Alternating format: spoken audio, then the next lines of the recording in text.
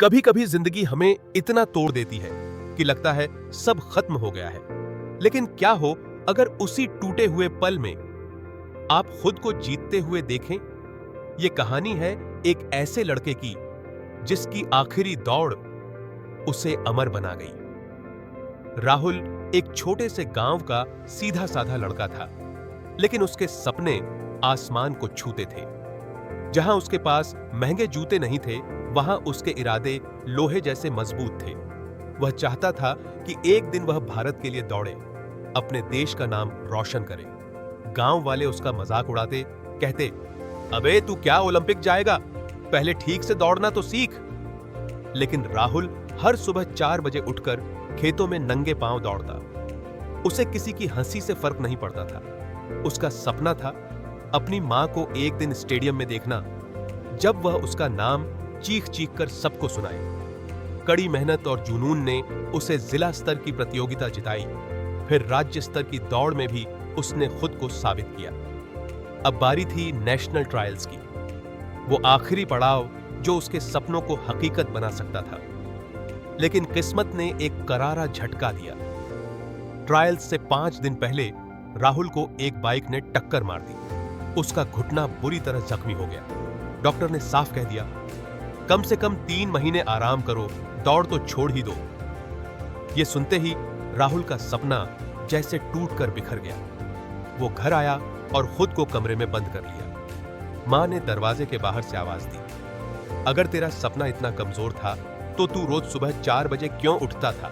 अब भगवान तेरी हिम्मत का टेस्ट ले रहे हैं। दौड़ नहीं सकता तो रेंग के दिखा। मां के शब्दों ने राहुल के टूटते हौसले में फिर से आग भर दी। उसने तय किया, चाहे जो भी हो जाए, वो ट्रायल्स के दिन स्टेडियम जरूर जाएगा। ट्रायल्स का दिन आया। सारे खिलाड़ी प्रोफेशनल ड्रेस, महंगे शूज और कोच के साथ तैयार थे। तभी स्टेडियम में राहुल एक लकड़ी की छड़ी के सहारे लंगड़ाते हुए दाखिल हुआ। सब उसे देखकर हैरान थे। कोच ने कहा, इस हालत में दौड़ने की सोच भी मत, यह खुदकुशी होगी। राहुल सिर्फ मुस्कुराया और बोला, अगर दौड़ पूरी न की तो जिंदगी से हार जाऊंगा, कम से कम अपने आप से तो जीत पाऊं। सीटी बजी और सभी दौड़ पड़े। राहुल सबसे पीछे था।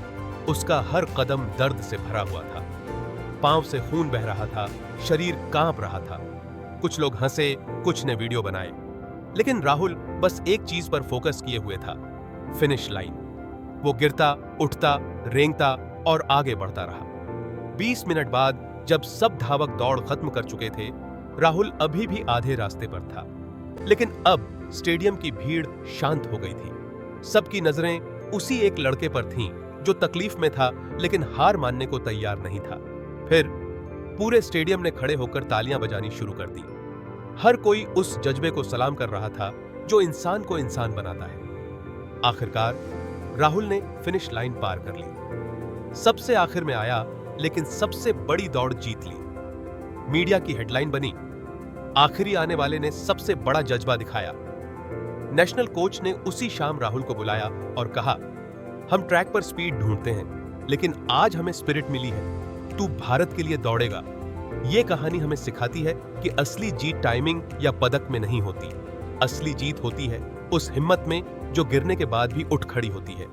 जिंदगी में कई बार हम हार के कगार पर खड़े होते हैं, लेकिन अगर हम उस एक कदम और बढ़ा लें तो शायद वही आखिरी कदम हमें हमारी मंजिल तक पहुंचा दे।